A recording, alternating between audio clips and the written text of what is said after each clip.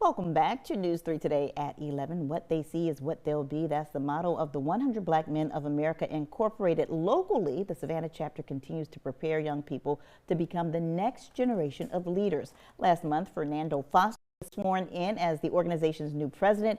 He joins us now with more. First off, congratulations.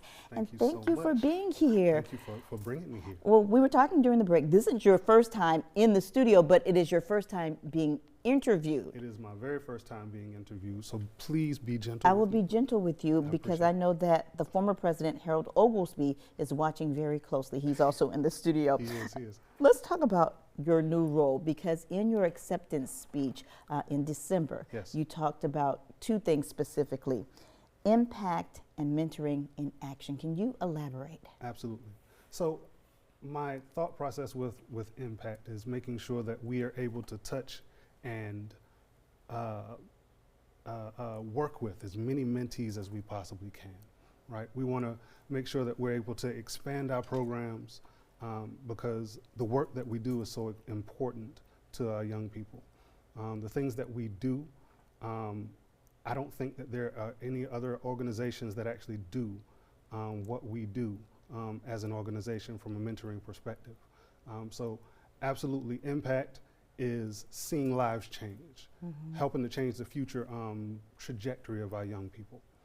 That's my thought process with impact. So you talk about what you do. You do a lot. I mean, you Yeah. focus on education, but you also expand that into the arts and investment. Absolutely. So we have our junior investment program. Yeah. And that's one of those things that I don't think that there are many people, if anybody, that actually does that in the Savannah area.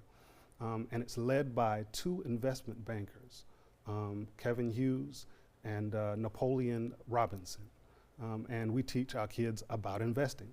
They actually take part in a stock market game, and they actually use fake money, I guess, to invest in the stock market. And we also have a hands-on banking program. So we teach them how to manage their money and teach them wealth building skills that they're not going to learn at school or any place else for that matter. So huge benefit to our young people. You also you also work with medicine. Absolutely. And law. Yes. And also you're very involved in literacy. Absolutely. So that is one of our new programs that we're actually looking to kick off sometime this year. We're going to call it our 100 Reads program. And essentially we're going to have our mentors go to schools, and they're going to pick a class. And they're going to go to that class every week. They're going to take a book, they're going to read that book, and then they're going to give those books to those children. And then they'll follow up the next week and they'll say, hey, how was that book that you read? And then they'll read to them again, and so on and so forth. And I think that that program is extremely important because if anybody has been paying attention to the Savannah-Chatham County Public School System literacy rates, from 3rd grade to 7th grade, it's only 50%. Yeah. And we definitely, if you talk about impact, that is an area that we can definitely impact. So we want to focus on pre-K to 3rd grade students and try to impact and try and prevent those literacy rates from dropping, and we want to increase those literacy rates. I love that. We have two more questions to get to before we end this interview. Okay. First, you're not new to the organization. You served as vice president, and you also were liaison with the students at the collegiate level, where 100. You won a national championship in 2021? We did. So we actually won 2 National Collegiate 100 of the year. Yes. My first year in, I think it was 2017. Yeah. And then 2021. So absolutely, that is near and dear to my heart. We have 3 collegiate chapters, one at the Armstrong campus of Georgia Southern, the Statesboro chapter of Georgia Southern, and of course Savannah State University. And those are college students that essentially do the same thing that we do. They're mentors, but they're also our mentees.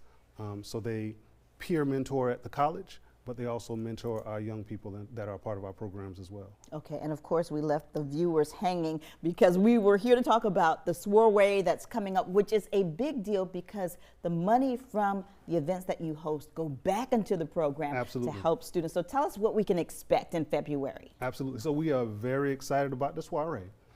So we're going to have some good music. We're going to have some good food, and it's going to be at the Mighty Eighth Museum.